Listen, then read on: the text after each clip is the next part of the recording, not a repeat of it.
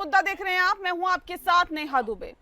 पाकिस्तान जिस चीन को अपना सबसे भरोसेमंद दोस्त मानता है, वही पाकिस्तान चीन के पीठ में खंजर खूंपने का काम कर रहा है। बता दें आपको, ड्रैगन ने चीन पाकिस्तान आर्थिक गलियारे की सुरक्षा के लिए बलूचिस्तान विद्रोही संगठन से सीधे संपर्क करने का फैसला किया है। पाकिस्तान की एकता, संप्रभुता और अखंडता को ठेंगा दिखाते हुए चीन ने बलूच विद्रोहियों से संपर्क सीधा साध लिया और ऐसे में पाकिस्तान सरकार और सेना के मुंह पर यह करारा तमाचा है, जो बलूच विद्रोहियों को कुचलने की रणनीति पर काम कर रहे हैं। दरअसल बलूचों ने पाकिस्तान के खिलाफ बगावत कर दी है और बलूच पाकिस्तान को स्वतंत्र देश घोषित कर दिया है। भारत को अपना दोस्त मानने वाले बलूचों ने बलूचिस्तान की आज़ादी के लिए भारत से मदद मांगी है। बलूचिस्तान के कई एक्टिविस्ट का मानना है कि अगर भारत ऑपरेशन सिंदूर को 7 दिन और चला लेता तो हम बलूचिस्तान को पाकिस्तान से तोड़ लेते। बलूचिस्तान में पाकिस्तान के खिलाफ बगावत से चीन यहां पर फंस गया है। चीन एशिया से लेकर यूरोप तक जिस आर्थिक गलियारे पर काम कर रहा है, वो पाकिस्तान के बलूचिस्तान से भी गुजरता है, लेकिन उसके नागरिकों प्रोजेक्ट पर बलूच संगठनों के लगातार हमले हो रहे हैं। पाकिस्तानी फौज उन्हें रोक पाने में नाकाम रही है। ग्वादर पोर्ट और रेको दिग खनन के प्रोजेक्ट ठप पड़ गए हैं और चीन का घाटा बढ़ता ही जा रहा है। ऐसे में चीन ने पाकिस्तान, जी हाँ, चीन पाकिस्तान आर्थिक गलियारे की सुरक्षा के लिए बलूचिस्तान विद्रोही संगठनों से सीधे संपर्क करने का फैसला किया है। चीन की ये चाल भारत के लिए मुश्किलें खड़ी कर सकती है। चीन जानता है कि बलूचिस्तान के लोग भारत के साथ खड़े हैं। ये लोग खुलकर पाकिस्तान से आज़ादी और भारत से समर्थन मांग रहे हैं। ऐसे में चीन बलूचिस्तान को लालच देकर फंसाने के चक्कर में लग गया है।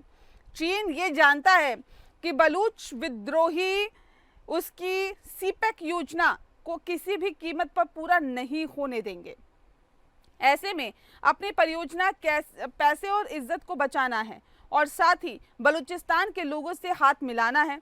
लेकिन चीन अगर बलूचिस्तान के लड़ाकों और वहां की जनता के बीच पहुंच बना लेता है या वहां तक पहुंच गया तो ये भारत के लिए चिंता का विषय हो सकता है।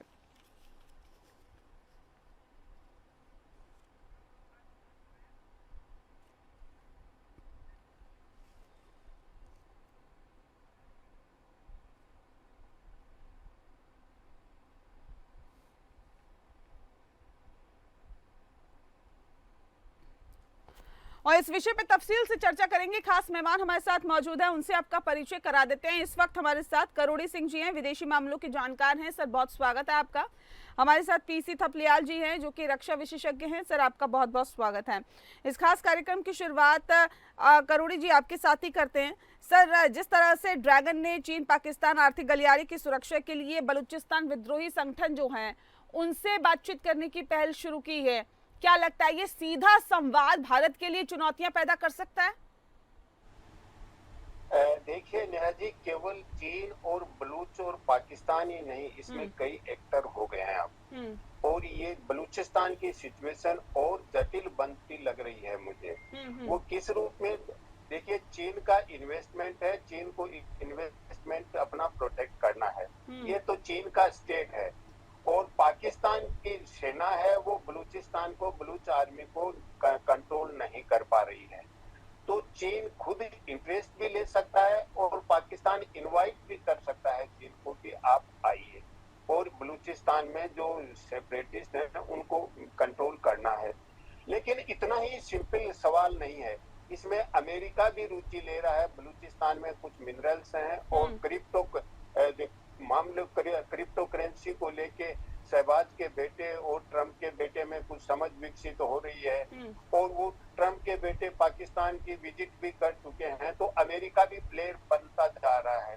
तीसरा, ईरान भी इसमें प्ले करना चाहता है। ईरान इसलिए करना चाहता है कि जो बलूच हैं वो अफगानिस्तान, पाकिस्तान और ईरान में डिवाइडेड हैं और अगर बलूच नेशन बनता है तो जो ईरान वाले बलूच हैं और अफगान वाले बलूच हैं, ये सब मिलके एक राष्ट्र बनाएंगे, तो ईरान को भी खतरा है। तो ईरान भी प्लेयर है, अमेरिका भी प्लेयर है, चीन भी प्ले कर रहा है और भारत के लिए जो बलूच हैं वो भारत को अपना दोस्त मान रहे हैं। वो भारत से बार बार अपील कर रहे हैं कि कि आप मदद कीजिए। तो इतना जटिल मामला हो गया है, लेकिन ये हुआ क्यों और इसका क्या हो सकता है? इसके लिए देखिए, हम जब स्टूडेंट्स को पढ़ाते हैं तो दो सिद्धांत पढ़ाते हैं। एक तो पाकिस्तान में 5 राष्ट्रीयताओं का सिद्धांत, क्योंकि पाकिस्तान बना इस्लाम के नाम पे बना, और फिर जो बांग्लादेश में था वो तो अलग हो गया 71 में, लेकिन पाकिस्तान में 5 राष्ट्रीयताएं रह गई, क्योंकि इस्लाम राष्ट्रीयता का आधार नहीं हो सकता। उसमें पंजाबी, सिंध, जो पख्तूनिस्तान और बलूच, और इसके अलावा एक नेशनलिटी है जो विशेष रूप से सिंध के एरिया में है, उनको हम मुहाजिर कहते हैं, जो भारत से गए हुए हैं माइग्रेट होके। तो ये 5 राष्ट्रीयताएं पाकिस्तान में है। एक तो ये 5 राष्ट्रीयताओं का सिद्धांत हम पढ़ाते हैं। दूसरा है कि वहाँ डिस्ट्रीब्यूशनल क्राइसिस है, रिसोर्सेज का किस तरह से वितरण हो रहा है, वितरणात्मक संकट है, और उसमें बलूच कम्युनिटी को डिप्राइव किया जा रहा है, जैसे पहले बांग्लादेश के साथ किया गया। बांग्लादेश से रॉ मटेरियल पाकिस्तान लाते, इंडस्ट्री सब पाकिस्तान में लगती, तो बांग्लादेश का शोषण होता गया। तो उसको बांग्लादेश में जब आंदोलन चला तो इंटरनल कॉलोनी का नाम दिया कि उपनिवेश बना दिया बांग्लादेश को। उसी बलूचिस्तान को एक उपनिवेश बना दिया है, जो रेस्ट पाकिस्तान है उन्होंने। तो ये वितरणात्मक संकट और जो राष्ट्रीयताओं का संकट है, उसको अब इस्लाम के द्वारा, मिलिट्री के द्वारा नियंत्रित करना चाहते हैं, तो उसका रिएक्शन होना एक स्वाभाविक चीज है। ये तो पाकिस्तान की इंटरनल है। जब बाहर की शक्तियां आ जाती हैं तो और अधिक जटिल हो जाता है।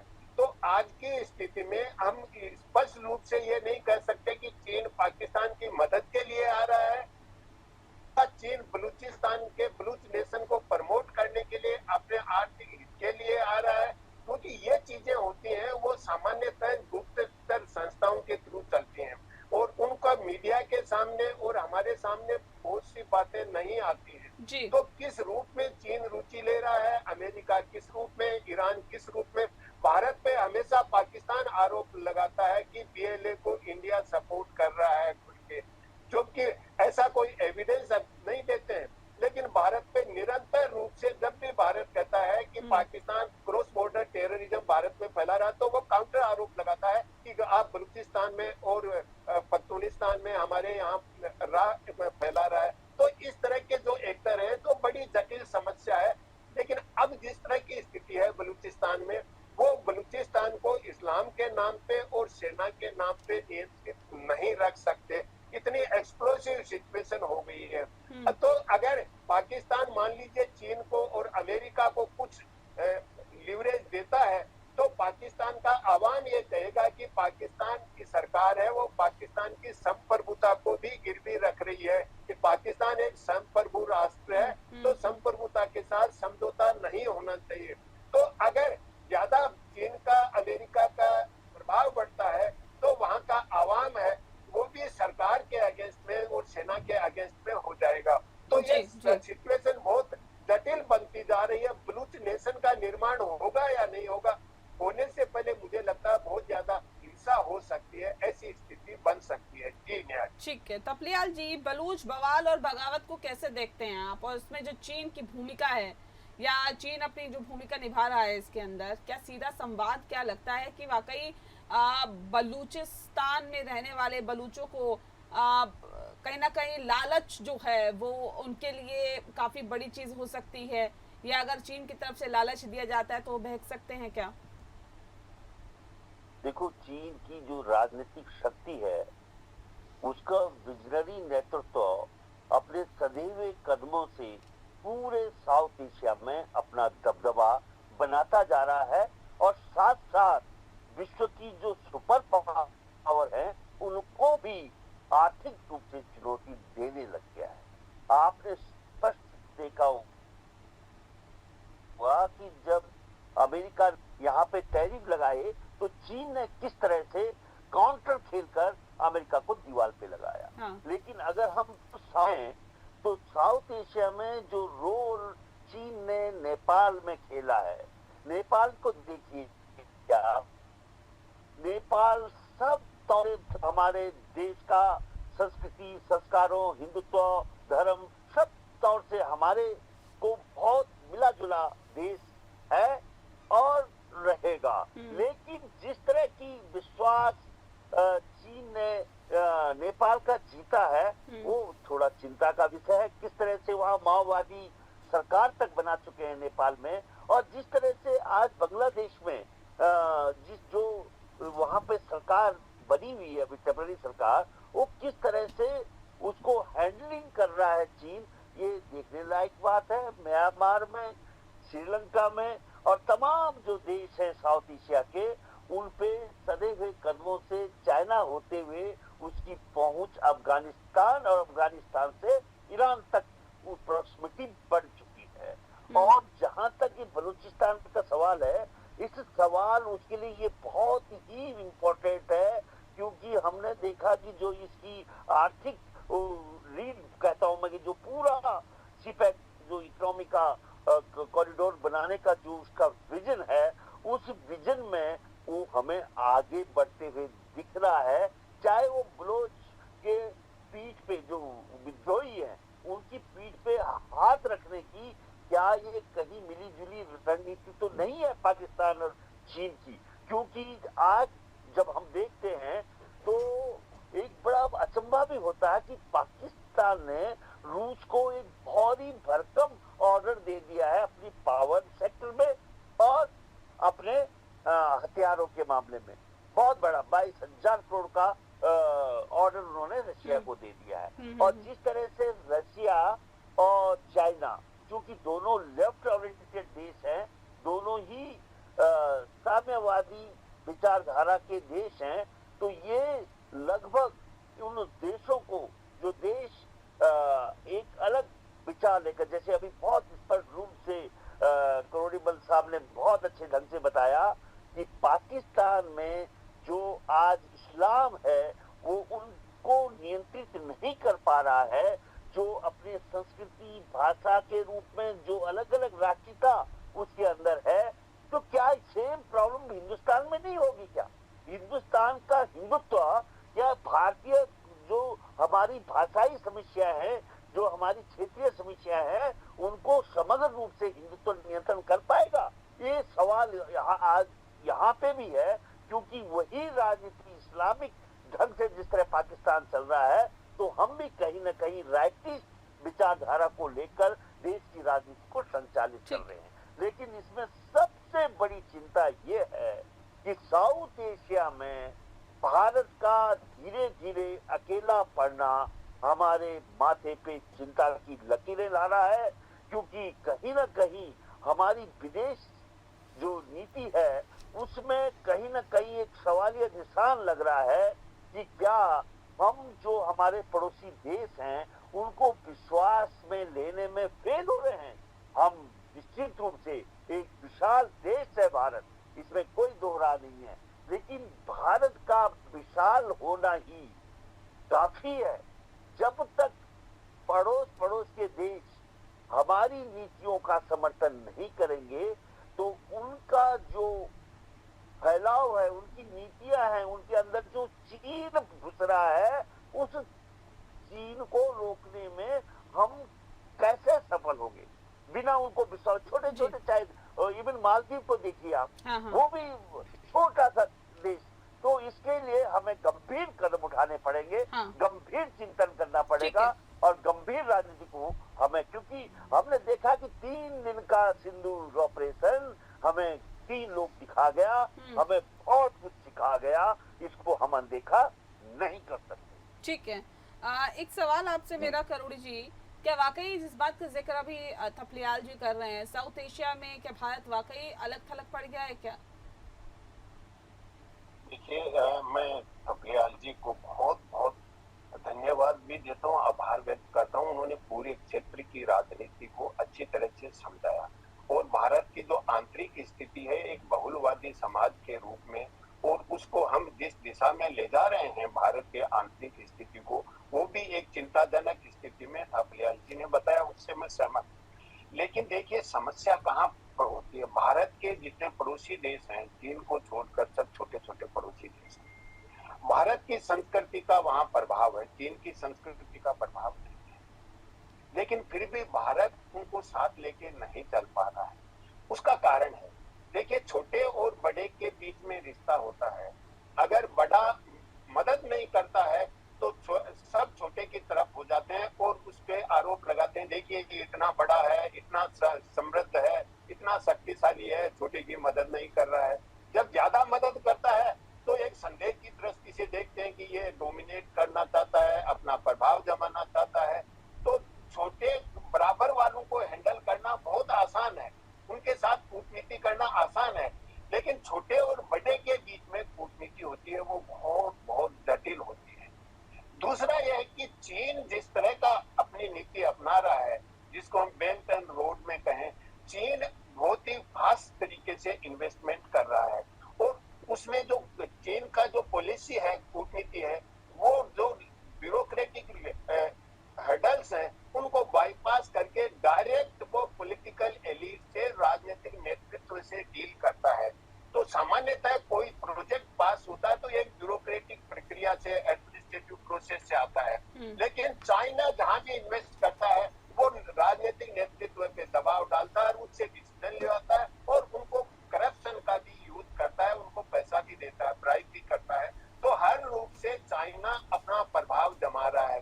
भारत एक कुछ सिद्धांतों को लेके, भारत अपनी सॉफ्ट पावर के रूप में, अपनी संस्कृति के आधार पे इम्प्रेस करना चाहता है, लेकिन उस तरीके से इम्प्रेस नहीं होते हैं क्योंकि छोटे देश हैं, वो एक्सपेक्ट बहुत करते हैं और जो ही एक्सपेक्ट करते हैं भारत रुचि लेता है तो भारत पे नाराज भी हो जाते हैं कि भारत हस्तक्षेप कर रहा है। और फिर क्या है कि पड़ोसी देशों में अलग अलग समूह हैं, जैसे श्रीलंका में तमिल है और सिंगाला है। तमिलों के भारत में लिंकेजेस है क्योंकि तमिलनाडु बहुत बड़ा स्टेट है, तमिलियन स्टेट है। तो अगर भारत थोड़ी सी भी रुचि लेता है तो सिंघली जी ये कहेंगे, वहां के समुदाय सिंघली लीडर की, ये तो तमिल्स को हमारे विरुद्ध भड़का रहा है या तमिल्स का फेवर कर रहा है। चाइना के साथ ये प्रॉब्लम नहीं है क्योंकि चाइना के इस तरह के कल्चरल लिंकेजेस नहीं है। इसी तरह से नेपाल में अगर तराई वालों के में भारत रुचि लेता है, जिनकी बिहार से लिंकेजेस है, बिहारी कल्चर वहां है, तो जो पहाड़ी है वो नाराज हो जाते हैं कि हमारे यहाँ तो भारत भड़का रहा है, आंदोलन करा रहा है, जब भी तराई वाले कोई मांग करते हैं। तो भारत के साथ बहुत ही जटिल स्थिति है, चीन के साथ उतनी जटिल स्थिति नहीं। चीन का तो तकनीकी और आर्थिक हित है और चीन कुछ देता है, ठीक है, नहीं देता है तो भी उनको कोई दिक्कत नहीं है, लेकिन भारत के साथ उनके जो गहरे रिश्ते हैं उससे प्रॉब्लम ज्यादा होती है, समाधान कम निकल पा रहा है क्योंकि हम उनका जितना विश्वास जीतना चाहिए उतना नहीं जीत पा रहे हैं। ये मालदीव के साथ भी हो चुका, बांग्लादेश के साथ भी अब हो रहा है, पाकिस्तान तो केस ही अलग है। और यही नेपाल जिसको हम हिंदू डोमिनेटेड कंट्री कहते हैं, वहां भी हो रहा है। अब वहां नेपाल में एक आंदोलन चल रहा है राजशाही को पुनः स्थापित करने के लिए। तो नेपाल के जितने राजनीतिक शक्तियां वो करेंगी ये तो भारत इसको प्रेरित कर रहा है राजशाही की पुनः स्थापना के लिए, क्योंकि नेपाल हिंदू राष्ट्र था, जबकि भारत की कोई रुचि नहीं है, उनकी आंतरिक राजनीति है। लेकिन कहीं भी हो, इन छोटे पड़ोसी देशों में जो भी राजनीतिक घटना होती है उसमें भारत को ड्रैग कर लिया जाता है, उस लेवल तक चीन को ड्रैग नहीं किया जाता है। तो चीन अपना आर्थिक प्रभाव, तकनीकी प्रभाव आसानी से जमा सकता है, भारत के लिए बड़ा मुश्किल होता है। सब कुछ करते हुए भी, मदद करते हुए भी, बांग्लादेश की जितनी मदद भारत ने की, श्रीलंका की जितनी मदद, श्रीलंका में आर्थिक संकट आया जितनी मदद की भारत ने किसी ने नहीं की, लेकिन फिर भी भारत के साथ इतना विश्वास नहीं बन पा रहा है और इसके लिए हमें अपनी कूटनीति को रिवार्म करना चाहिए। कूटनीति ऐसा नहीं है कि एक इवेंट हो, एक वन टाइम इवेंट है, ये लंबी प्रक्रिया होती है और वो कूटनीति एक धीरे धीरे प्रक्रिया के रूप में चलती है और उस रूप में मेरे ख्याल से हमें कूटनीतिक जो अपनी शक्ति है उसको, और जो कूटनीतिक कॉम्पिटेंसी है, सामर्थ्य है, उसको और अधिक मजबूत करना चाहिए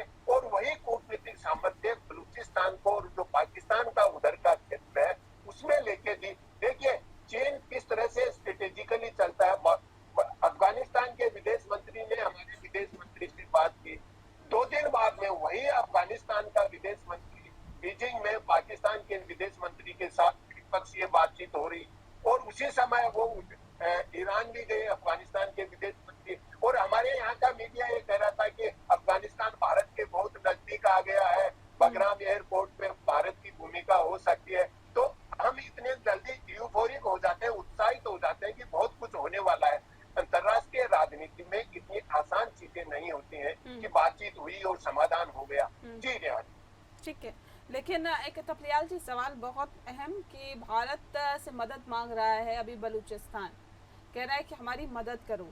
चीन भी उसमें अपनी हित साधने की कोशिश कर रहा है, उनको साधने की कोशिश कर रहे हैं। ऐसे में क्या लगता है कि भारत को भी हस्तक्षेप करना चाहिए या भारत करेगा? क्या कदम इस संदर्भ में होना चाहिए भारत का?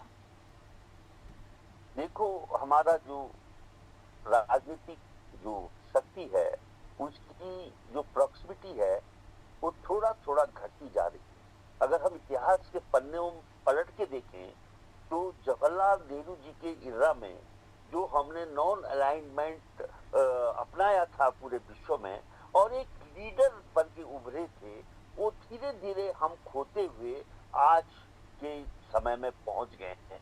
बीच का दौर जो था, जो अभी बोला गया कि किस तरह की जो श्रीलंका में दो कम्युनिटी थी, तमिल और सिंहलीज, लेकिन भारत जब सीधा सीधा श्रीलंका की सरकार के साथ खड़ा हुआ तो उसमें हमें अपना एक प्रधानमंत्री को खोना पड़ा। जब वो तमिल में गए तो उनका बलिदान वहां पे हुआ, सबने देखा। जब जिस तरह से हमारे देश में जब हमने खालिस्तान एक का मुद्दा उठा और उस आग में हमारी स्वयं प्रधानमंत्री जो सुप्रीम ताकत रखती थी, जिसने भारत और पाकिस्तान को में जब युद्ध हुआ था, दो भागों में पाकिस्तान को बांट दिया था, उसकी कुर्बानी हमें इस देश को देनी पड़ी। हम ये कहते हैं कि चाइना अपनी राजनीति, जिस राजनीति का केवल एक ही उद्देश्य है, विकास, उसमें वे धर्म को, संस्कृति को, संस्कारों का, भाषाओं का इन्वॉल्वमेंट नहीं करते। वे सीधा सीधा जिनके कदम होते हैं वो विकास को लेकर होते हैं। आज उनकी नजर किस तरह से अफगानिस्तान जो रिचेस्ट इन मिनरल्स है वहां तक पहुंच गई है और उनकी राजनीतिक जो शक्ति है वो उसका प्रॉक्सिमिटी भी सीधा सीधा अफगानिस्तान से ईरान तक पहुंचते हुए हम देख रहे हैं। लेकिन हमारी प्रॉक्सिमिटी जो छोटी हो रही है, इसमें हमें निश्चित रूप से चिंता करनी पड़ेगी और अपनी विदेश नीति में कहीं ना कहीं हमें बदलाव करना पड़ेगा। नहीं तो हम अगर इस उसमें रहेंगे कि हम बहुत बड़े ताकतवर केवल नारों में घुस, आप देखिए कि हमारे एक एयर चीफ मार्शल ने कितना बड़ा सवाल खड़ा किया, जिससे जो भी देश के चिंतक लोग हैं, जो देश के लिए चिंता करते हैं, तो उनके पांव हिल गए। इस तरह से आज हम छोटे से पाकिस्तान के आगे, उनकी एयर पावर के आगे हम थोड़ा थोड़ा बौना पड़ रहे हैं। ये क्या, ये चिंता नहीं होगी? बिल्कुल, वाकई सोचने की जरूरत है। बिल्कुल सही बात आप कह रहे थे थपलियाल जी। बहरहाल वक्त की कमी है। बहुत शुक्रिया आप दोनों मेहमानों का हमारे साथ इस खास चर्चा में शामिल होने के लिए। मुद्दा में फिलहाल के लिए इतना ही, मुझे दीजिए इजाजत, नमस्कार।